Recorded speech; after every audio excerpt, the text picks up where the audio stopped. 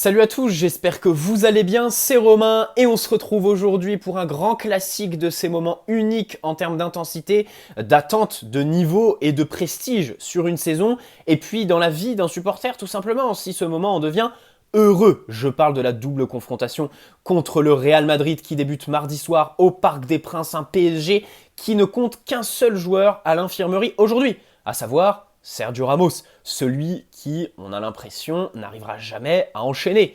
Voilà, on vit au jour le jour, ou plutôt à la semaine, parce qu'en fin de chaque semaine, c'est soit la rechute, soit il revient. Mais dans tous les cas, jamais il enchaîne 2-3 matchs d'affilée. Bref, Neymar a fait 2 entraînements de suite complets et en bonne forme physique. Il est prêt pour être dans le groupe. Sur le terrain, ça relève de l'utopie. Pourquoi pas quelques minutes? Ça, évidemment, la décision revient à Mauricio Pochettino. Et puis, on a Juan Bernat, qui n'est pas dans la liste de la Ligue des Champions, mais qui est bien prêt, hein, tout simplement, qui a joué contre Rennes vendredi et qui n'est pas à l'infirmerie. Voilà pour le petit point. Déjà, c'est un très bon point. Il n'est pas petit, surtout au PSG, bien évidemment. Se présenter avec des joueurs en forme et une équipe quasi au complet. Et surtout, évidemment, le premier d'entre eux, c'est Marco Verratti, Lionel Messi aussi, Kylian Mbappé, Marquinhos. Et donc, on va composer notre meilleur 11 pour affronter le Real Madrid, donc en fonction de l'adversaire, qu'on a analysé hier en vidéo, en fonction des besoins, des ambitions tactiques, s'il en a, de Mauricio Pochettino, et puis bien sûr en fonction de la possible physionomie du match, qu'on peut déjà... Alors, le match, le score, je crois que vraiment, on va assister au match le plus imprévisible de 2022. Hein, il y a des supporters... En fait, c'est qui tout double. Tu as ceux qui sont à tendance madrilène et qui pensent sincèrement qu'ils vont nous défoncer, nous fracasser. Et tu as les supporters parisiens qui, eux, sont vraiment divisés entre ceux qui ont très très très confiance et ceux qui n'ont pas du tout confiance en fait. Voilà, c'est assez extrême. Ça va d'un extrême à l'autre. Mais dans tous les cas, je pense qu'on est tous d'accord voilà, pour l'imprévisibilité de cette double confrontation qui risque de jouer des tours à ceux qui font des pronostics, bien évidemment. Maintenant, en termes de physionomie, là, c'est un petit peu plus facile à prédire. Voilà, on l'a vu hier, le Real Madrid n'est pas une équipe qui presse, le PSG risque d'avoir le ballon. En fait, tout l'enjeu, le point névralgique, va être l'utilisation du ballon par les deux équipes et l'efficacité dans les deux surfaces. Voilà, on le sait très bien. Le PSG, d'abord, lorsqu'on aura le ballon, être capable d'attaquer en attaque placée, parce qu'on sait qu'en Ligue des Champions, dans les grosses échéances, eh bien, on est un petit peu plus à l'aise quand il faut partir sur des contre-attaques très directes. Et puis le Real, voilà, être capable chez eux de créer le surnombre sur le côté, dans les demi-espaces, et surtout être réaliste en fait. On sait très bien qu'ils vont par exemple se présenter avec un Karim Benzema qui n'est pas dans une forme optimale, et ça pourrait soit se traduire par un déficit de rythme, soit par perte de lucidité par exemple dans le dernier tiers du terrain. Voilà, si on est optimiste. Donc voilà un petit peu les enjeux de ce match. Bien sûr, il y aura 11 joueurs. On va commencer par le système. Alors là, pas de débat. On peut regretter, mais c'est pas le moment bien sûr. Je parle du système à 3. Voilà. Aujourd'hui, on a fait une croix dessus pour cette saison entière. Et on va se présenter normalement avec un 4-3-3. 4-3-3 qui est quand même difficile à appréhender parce que tu as des ailiers qui reviennent dans l'axe. Un numéro 9 qui change tout le temps pendant le match, à part quand c'est Icardi qui est titulaire, mais ça, c'est le dernier de nos souhaits.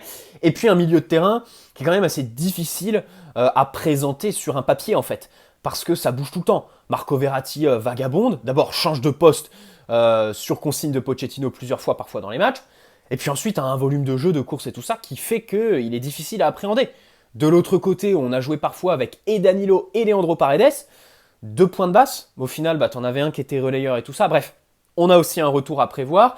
Commençons par le poste de gardien, où la balance est entre Donnarumma et Keylor Navas. Keylor Navas qui a joué le match contre Rennes. Donc personnellement, je partirais sur Navas pour l'aller et Donnarumma pour le retour. Dans tous les cas, ça revient au même en fait. La vraie question ici, c'est est-ce que tu fais du 50-50 sur la double confrontation. Alors, c'est pas vraiment du 50-50. Parce que le match aller est à domicile, au Parc des Princes, ça peut être un avantage pour ton gardien. Mais le match retour, évidemment, c'est celui qui va décider. Et du coup, celui qui joue le match retour, je pense à un 55, en fait, par rapport à un 45 de celui qui joue l'aller. Donc je laisse Navas pour l'aller et Donnarumma pour le Santiago Bernabéu le 9 mars. Et puis surtout, en fait, Navas a joué le dernier match. Et même si Pochettino nous a prouvé le contraire un peu plus tôt dans la saison, je trouve quand même que c'est préférable d'avoir un gardien qui reste au moins sur le dernier match, en termes de rythme et tout ça, de concentration bien sûr, pour une grosse échéance. Donc Keylor Navas dans les cages, bien sûr un ancien de la maison madrilène. Évidemment, on sait tous que les huitièmes de finale de Ligue des Champions, eh bien ça lui réussit, c'est sa compétition, même si pour faire plus général, alors je ne leur ai pas dédié de vidéo, je pourrais, parce qu'aujourd'hui il y a des statistiques qui parlent en fonction des domaines en la faveur de l'un et de l'autre. Mais je pense sincèrement qu'aujourd'hui, Donnarumma est devant Keylor Navas dans la hiérarchie. Voilà, parce que Keylor Navas a quand même fait des erreurs courant automne qui lui coûtent tout simplement. Alors que Donnarumma, à chaque match où il est titulaire, il fait son arrêt décisif à 0-0. Toujours, même physionomie, 0-0, grosse occasion, il sort un très bel arrêt. J'ai en tête celui contre Burak Yilmaz, je crois, au Parc des Princes contre Lille, même si au match retour, sur le but de Lille, bon, il n'est pas exempt de tout reproche. Mais voilà globalement pour la balance des gardiens. Keylor Navas titulaire mardi soir pour moi. À gauche, évidemment Nuno Mendes. Alors là, il est très attendu en fait. Ils le sont tous. Mais lui, c'est vrai que depuis 2022, il a entamé une belle montée en puissance. En plus, on sait d'ores et déjà qu'on va faire en fait la Ligue des Champions avec lui pour cette seconde partie de saison, parce que pas de Bernat, et puis parce qu'on va pas mettre Diallo à ce poste-là. Donc on a très très envie de le voir confirmer. Bien sûr, défensivement, il y aura sûrement beaucoup plus de prudence que d'habitude. Qu'il centre, bien sûr, voilà, qui continue avec ses qualités, évidemment, de percussion, de connexion avec ses partenaires, pour prendre l'espace, aller chercher dans les intervalles, la profondeur, et surtout ses capacités de connexion avec Kylian Mbappé et Marco Verratti. Ça fait plaisir. Donc on adore évidemment Nuno Mendes ici, personnalité, prise de risque, talent indéniable.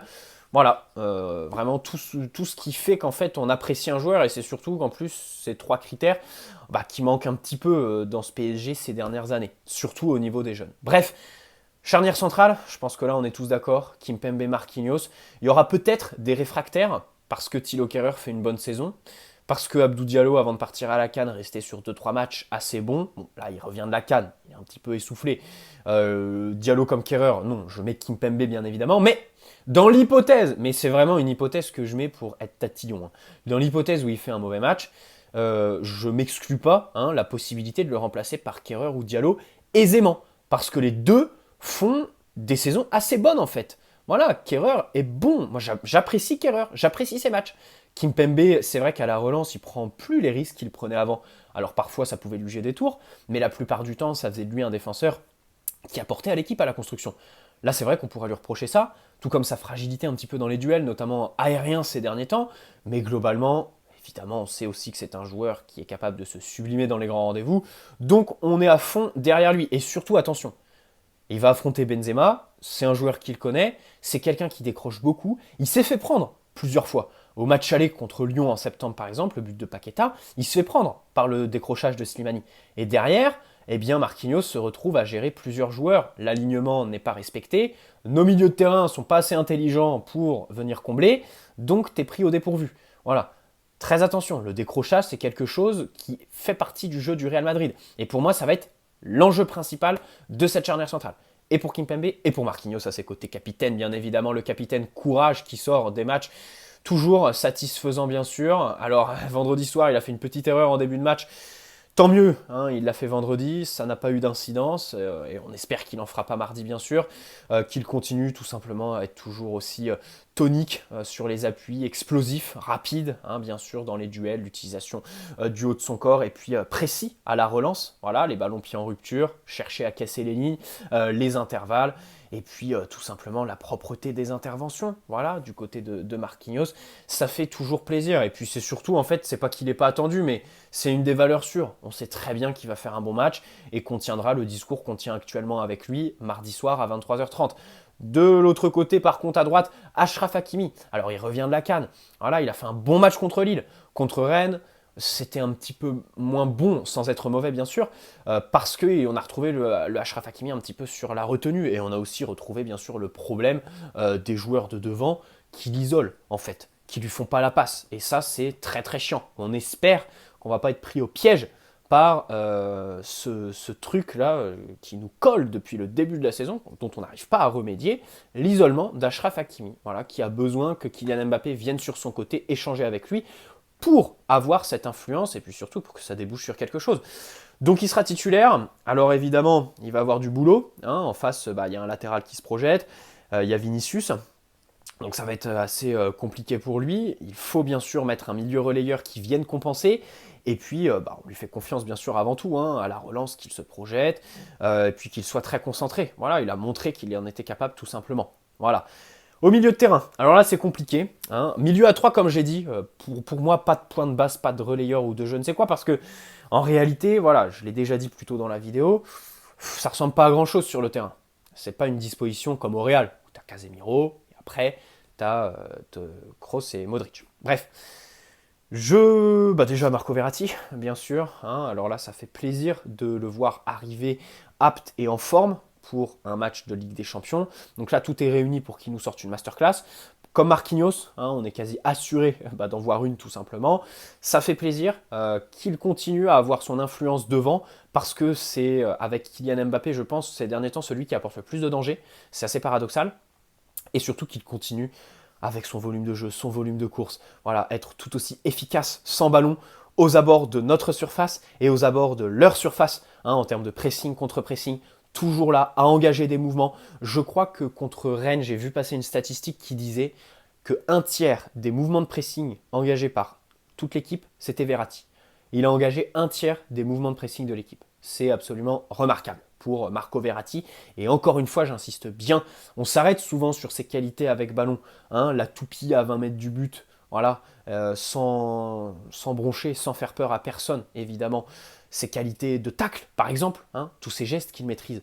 Mais c'est vrai que sans ballon aussi, c'est quelqu'un de très actif, qui court beaucoup, un vrai milieu aboyeur et qui récupère pas mal de ballons. Donc les statistiques se traduisent bien évidemment. Donc voilà pour Marco Verratti.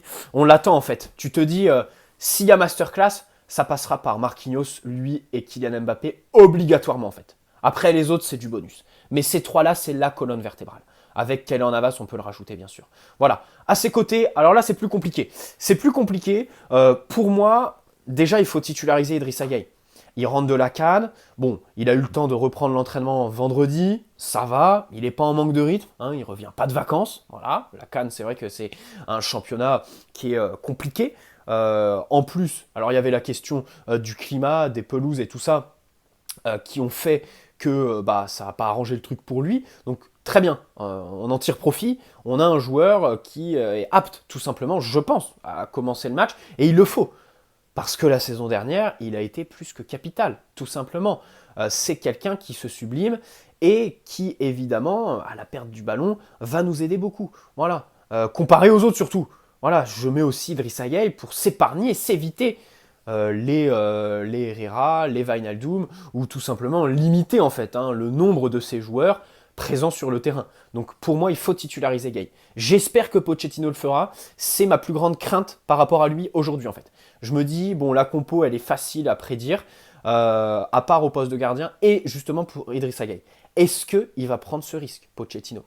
Si on peut appeler ça un risque, évidemment, hein, d'un joueur qui revient d'une compétition internationale et qui pourrait éventuellement paraître émoussé. Mais moi, j'y crois pas. La finale, c'était il y a plus d'une semaine, donc bon, il a eu le temps de se reposer et puis de revenir à Paris. Le décalage horaire n'est plus un problème. Bref, maintenant, grosse balance. Grosse balance parce que Herrera revient de blessure, Wijnaldum, pareil, Danilo est sur une bonne forme, Paredes joue, c'est déjà ça, mais il n'a pas trop d'influence et il n'est pas sur une bonne forme. Donc personnellement, moi la balance, je la fais entre Danilo et Paredes. D'un côté, un joueur qui a du ballon, qui a de l'expérience en Ligue des Champions, qui a fait de bons matchs, notamment au Camp Nou, hein, même si c'était un match spécial, voilà, il était en chaussons. Il y a eu aussi des matchs calamiteux de sa part, hein. La première mi-temps contre Bruges en septembre, il est catastrophique, il est horrible, il est honteux. Contre Manchester City au retour, il prend l'eau. Donc voilà, c'est quelqu'un qui a besoin d'un contexte, Paredes, pour performer. Là, il l'a. Le contexte, c'est vrai qu'il l'a. Le Real Madrid ne nous pressera pas, ou du moins pas très intensément, si vous voyez ce que je veux dire.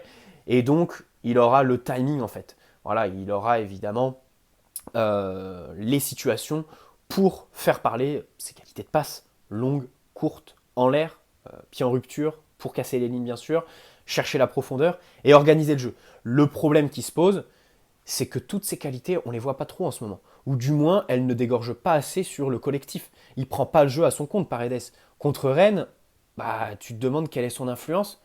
Voilà, tu te demandes quel est son rôle en fait. Qu'est-ce qu'il apporte à l'équipe. Et c'est vrai que là, tu te dis, ok, quand tu regardes Draxler à côté, c'est bien mieux. Mais pour Paredes, quand on connaît ses qualités, quand on sait aussi qu'on l'a payé 50 millions, c'est pas assez. Et c'est vrai qu'en ce moment, je trouve sa saison quand même assez mauvaise de la part de Paredes. Je m'acharne peut-être sur lui. Et de l'autre côté, tu as Danilo. C'est indéniable. Techniquement, il est à des années-lumière de Paredes. Bien sûr, hein, il joue en Timberland, ça c'est sûr.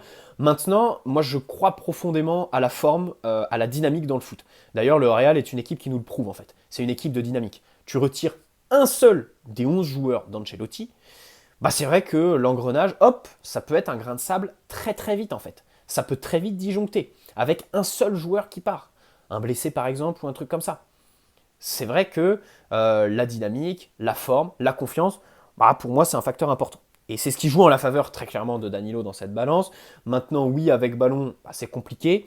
Sans ballon, c'est quelqu'un qui dans les airs peut apporter de la sécurité, évidemment dans les duels pour récupérer les ballons. Et en plus, ces derniers temps, avec sa position un petit peu bizarre, disons hybride, pour être gentil, envers Pochettino, il a un petit peu de volume de jeu. Hein, alors sans être explosif, sans être rapide, bien sûr, ça il ne le sera jamais, en plus il est vieux, mais bon, il a un volume de jeu et c'est vrai que tu le vois un petit peu plus partout sur le terrain, qu'avant il occupait tout le temps la même zone. Là il a un petit peu évolué, et c'est vrai que tu as l'impression que bah, il est un peu moins bridé, il a un petit peu plus de liberté et qu'au final, c'est pas plus mal pour lui.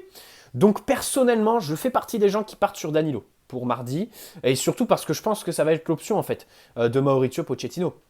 L'année dernière, il l'avait fait rentrer, je crois, à la place de Marquinhos au Bayern, et au match retour, il est titulaire. Si je raconte pas de bêtises, je me souviens plus, mais dans tous les cas, il joue. Il est sur le terrain.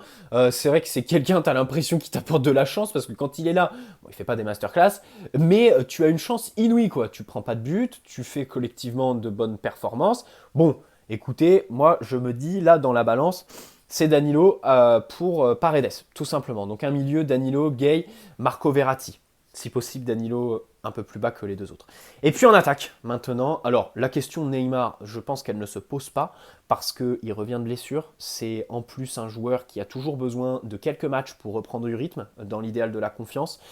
Et évidemment, le mettre au frigo, ou alors le faire revenir de suite, ça se traduit très généralement par des prestations, tout Neymar qu'il est, qui sont assez piteuses. Voilà, parce que manque de lucidité, parce que je veux toujours garder le ballon. Donc pourquoi pas le faire rentrer en fin de match, pour un quart d'heure peut-être, 20 minutes grand maximum, mais le titulariser, non. Ensuite, Draxler, c'est vrai que la semaine dernière, j'avais émis la possibilité de le titulariser. C'est dommage, parce que contre Rennes, il avait l'occasion en fait de se montrer. Le mec, c'est celui qui a touché le moins de ballons avec Keylor Navas, hein, et puis il était fantomatique. Voilà, que ce soit dans l'axe, au milieu, en première mi-temps, ou un petit peu plus excentré, poste de prédilection, en seconde, on l'a pas vu. Donc ça, c'est très dommage. Enfin, dommage. On n'a pas de regret, en fait, parce que c'est Draxler, on n'est pas surpris. Mais bon, pas de titularisation pour lui. Je mets Di Maria. Je mets Di Maria parce que même s'il fait une saison honteuse, pareil, hein, comme Paredes, c'est vrai que bah, des fois, tu te demandes si c'est lui ou son cousin Germain qui est sur le terrain, parce qu'il n'y a pas de match référence, quoi. Voilà, il y a rien, en fait. Hein. C'est le néant avec Di Maria. C'est à chaque fois des passes forcées vers Lionel Messi, de la monotonie, bien sûr, prévisible pour l'adversaire. Tu as l'impression qu'il est peut-être un petit peu cramé, qu'à l'échelle de la saison, bah, la question de la prolongation se pose très sérieusement, hein, qu'il faut poser le pour et le contre et bien y réfléchir avant d'agir. Mais bon, on se retrouve sur un match de Ligue des Champions. Ça n'en reste pas moins un joueur ultra talentueux qui est capable de se sublimer. Personnellement, j'y crois et je lui fais confiance pour le match aller. C'est que le match aller. Au match retour, bon, si tout se passe bien, on aura Neymar. Donc s'il fait un mauvais match aller, Di Maria, boum, Neymar sera à sa place et on ne fera pas de concession pour Monsieur Fideo, tout simplement. À ses côtés, Lionel Messi, bien sûr. C'est vrai que Lionel Messi, par contre, je me pose quelques questions parce qu'il a eu une forme virulente du Covid et il a peiné à en revenir. Et aujourd'hui, il nous montre en fait dans ses matchs que c'est difficile pour lui en fait de mettre de l'intensité dans ses courses avec le ballon et tout ça. Même si ça, on l'observe depuis le début de la saison. Il y avait quand même eu une montée en puissance en décembre et j'ai l'impression que cette montée en puissance, il l'a perdue et qu'il est obligé de repartir, pas à zéro, mais voilà, un cran plus bas en fait en termes physiques. Et j'espère qu'il sera capable de mettre cette intensité avec ballon dans les grands rendez-vous. Après, bon, sans ballon, c'est vrai qu'en fait, presser le Real Madrid, bon, c'est quelque chose de compliqué à envisager parce qu'ils vont s'extirper très facilement de ton pressing. Hein. Ils sont très très bons là-dessus. Techniquement, toute la ligne défensive est incroyable. Voilà, du côté du Real Madrid. Ils tamadouent, ils font des renversements, ils arrivent à bien jouer long, même s'ils privilégient le jeu court. Dans les petits espaces, ils ont les qualités. Et puis quand on sait que nos attaquants, quand ils font le pressing, c'est un petit peu au hasard, et qu'à chaque fois le contre-effort, ils ne le font pas, bon, je l'attends pas là-dessus, Lionel Messi. Je l'attends vraiment aussi peut-être sur les coups de pied arrêtés. C'est vrai que, alors, je voulais le parler, dans mes brouillons, j'avais mis en parler pour Achraf Hakimi, parce qu'il a mis de superbes coups francs à la CAN. Et je me dis, pourquoi pas lui laisser les coups francs. D'ailleurs, Pochettino a entrouvert cette idée après le match contre Rennes, je crois, vendredi soir. Personnellement, oui, je laisserai un coup franc par match à Achraf Hakimi. Voilà, parce que Di Maria, il n'arrive plus à les mettre. Neymar, c'est pareil. Bon, Mbappé, il a progressé, mais c'est pas encore ça vraiment. Et puis Lionel Messi, en fait, je demande à voir la taille des buts en Liga et ceux en Ligue 1. Parce que je me dis, ça se trouve, il y a une différence de quelques centimètres, tellement il touche tout le temps la barre. C'est tout le temps sur la barre. Et en plus, il se fracasse bien sur la barre, quoi. Donc tu te dis, est-ce que les buts ne seraient pas plus grands en Liga? Au début, on en rigolait. Mais aujourd'hui, il est passé de Ebarman. Tout le monde l'appelait Ebarman pour ses buts faciles contre Ebar. Et là, maintenant, c'est l'Ebarman. Voilà, c'est les barres, tout le temps la barre. La transversale, le poteau pour Lionel Messi. On espère qu'il aura de la réussite. Il n'en a pas eu jusque-là, donc il y a fort à parier sur le fait qu'il en ait. Donc voilà, et puis bien sûr avec le ballon, qui touche le ballon, qui prenne le jeu à son compte, quoi, parce que même si on l'a recruté gratuit, même s'il a 34 ans, ça n'en reste pas moins Lionel Messi, et puis on attend que ce soit un petit peu le dépositaire de notre jeu. Mais personnellement, en fait... je sais pas, déjà il n'y a pas trop de hype pour ce match, je sais pas vous, mais je suis en train de me dire, merde, j'ai un peu mal à mon football parce que, oui, j'attends ce match, bien sûr, je pense qu'à ça, mais quand je compare avec l'excitation qu'il y avait, par exemple, c'était en 2018, ouais, elle est moindre en fait cette année. Tu vois ce que je veux dire? Est-ce que Pochettino nous a pas un petit peu dégoûté? Je pense qu'il y a ça aussi, bien sûr. Mais voilà. Après, je me dis, en fait, Lionel Messi, j'y pense pas. Hein. Quand je pense au match, je pense pas à Lionel Messi. Je pense à Mbappé, je pense à Verratti, je pense à Marquinhos, je pense à Nuno Mendes. Mais Lionel Messi arrive après tous ces joueurs-là. Donc voilà, c'est pas une critique, hein, c'est juste un ressenti en fait. Ça se contrôle pas, c'est les sentiments. Et puis Mbappé, que je mets. Alors sur un côté en pointe, échanger avec Messi, on sait tous que ça veut rien dire en fait. Le papier, dire truc machin en pointe, non, tous les quarts d'heure ça change. Donc Mbappé, bien sûr, on espère full concentration. Et puis de toute façon, on n'en doute pas quoi, parce que son professionnalisme est incroyable. Et l'épisode du faux départ, faux transfert au Real cet été nous l'a prouvé, tout simplement pour Kylian Mbappé.